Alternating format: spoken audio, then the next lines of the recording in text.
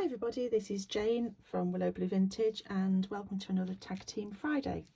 So today I'm going to be showing you how to make this little book tag with a hinged cover. It all came about because I saw these tiny hinges in a craft shop and I really wanted to use them. So I was trying to think of a project where I could use them and this came to mind.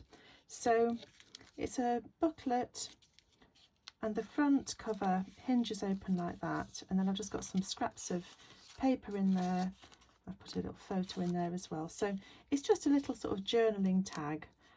Put as many pages and anything that you want inside, and then it can hang into a journal. So let's have a look at the materials that we need.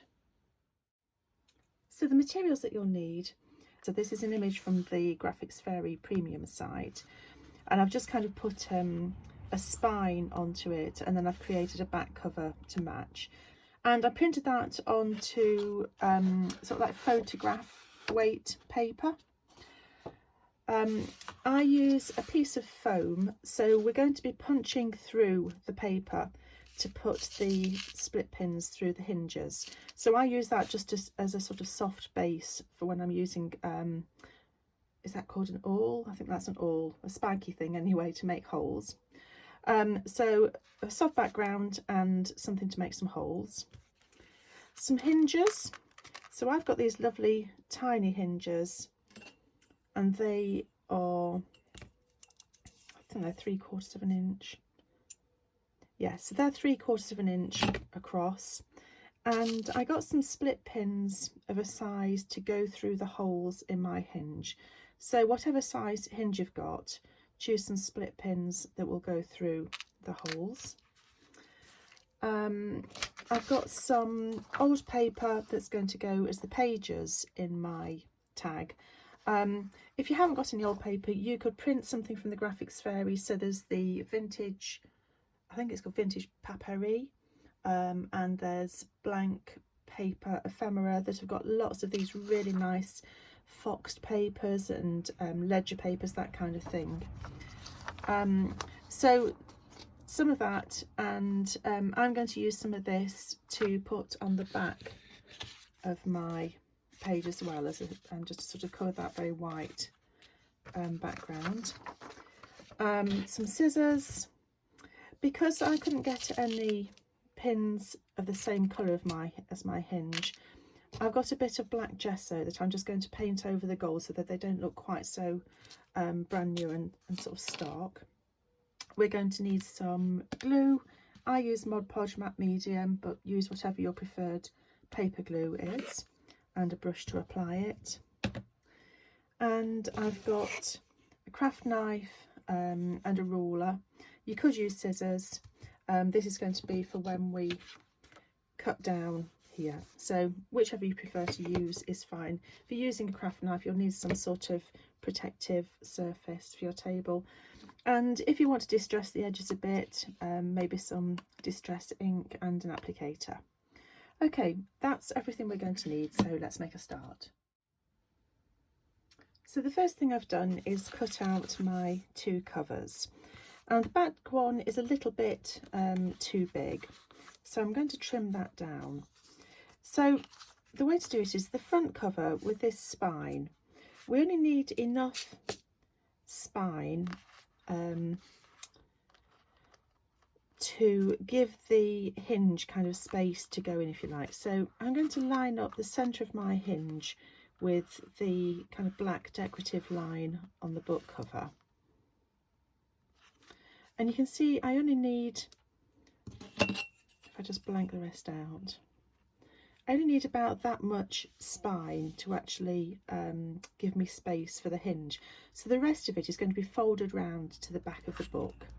So I'm just going to fold that first of all.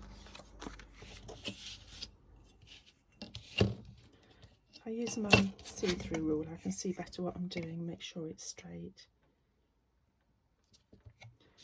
So I'm just going to scour it with my thumbnail.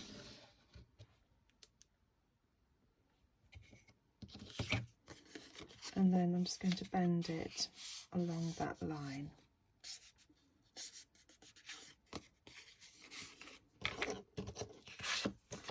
And then I'm going to trim the back cover. So I'm lining it up at this front edge.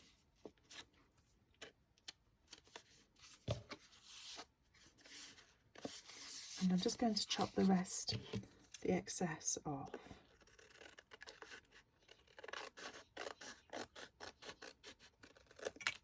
I'm going to round the covers on the back to match the front.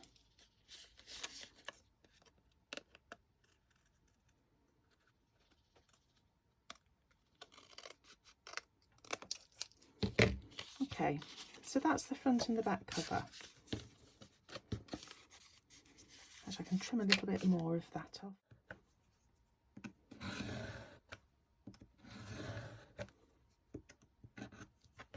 Okay, so that should now tuck inside the front cover. Okay, so that's the covers sorted size-wise. So next I'm just going to glue some paper to the back of each of them so that we've not got this bright white surface. So I've put some paper onto the back of my covers, just glued that on so they've got nice vintage paper on the back now. And the front cover, I'm going to fold it again along the line that I folded earlier. So we've got it folded a bit around the back, and then that cover is going to slot in like that.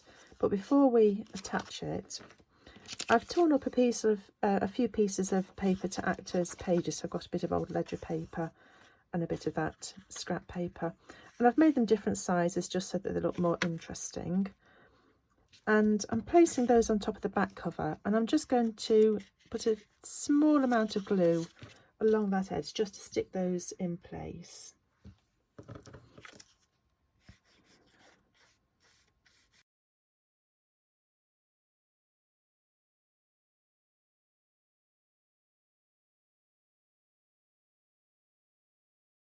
They're all stuck in place now. If we just put them together, we can see how they work. So that's nice. Okay, so the next thing we're going to do is put the holes in position for the hinges on the cover. So I'm just going to get my foam and one of my hinges and my puncher.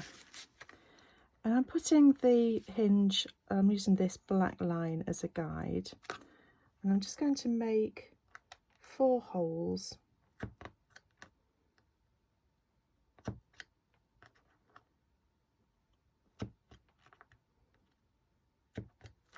and the same further down.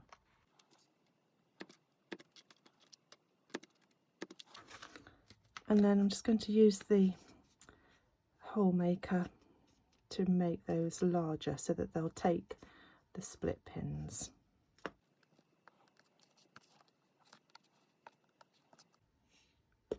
Okay, so now that I've got the holes in the right place, I'm just going to cut along that black line so that the cover goes into 2 pieces.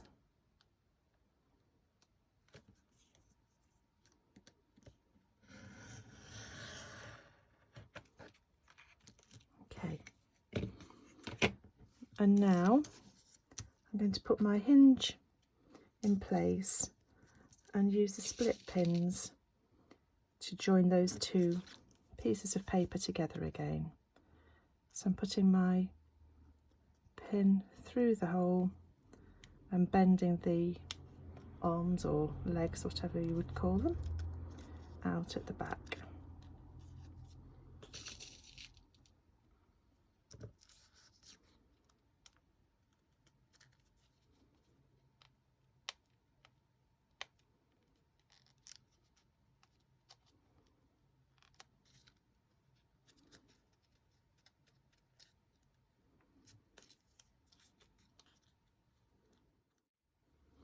Okay, so I've put all of my split pins in now, so that's holding my hinge in place nicely. So when I turn it over, I've pushed all of the pins so that they're all in a straight line, and I'm just going to get a bit of my scrap sort of vintage paper and put a strip over those split pins on the book side of the cover rather than the spine side, because the spine side you're not going to see, that's going to be glued in place anyway. So just pop a bit of glue on this strip, just using that to cover those up. You could use a bit of washi tape, anything at all that you like, just to cover those and to keep them firmly in place. And then just trimming that excess bit off. Okay, so that's the hinge done. So the last thing to do, well, not quite the last, nearly the last, is just to put the pages into the book. So I'm going to put some glue along this spine,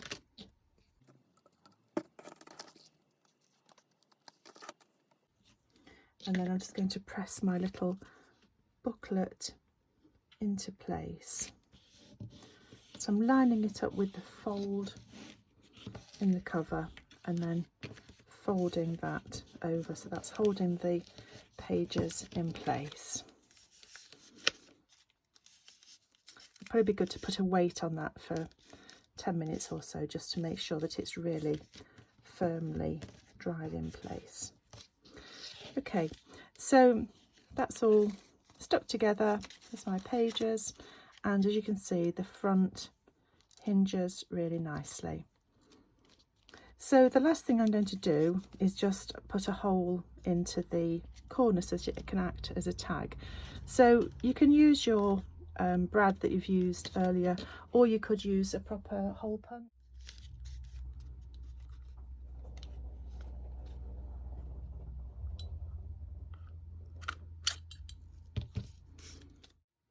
So I've put a bit of string through the hole to act as the tag, if you like, and the last thing I'm going to do is just pop a little bit of gesso onto those brass split pins, just to sort of tone them down a little bit because they're really bright. If you like them that way, then absolutely keep them like that, but I just want to blacken mine down a little bit.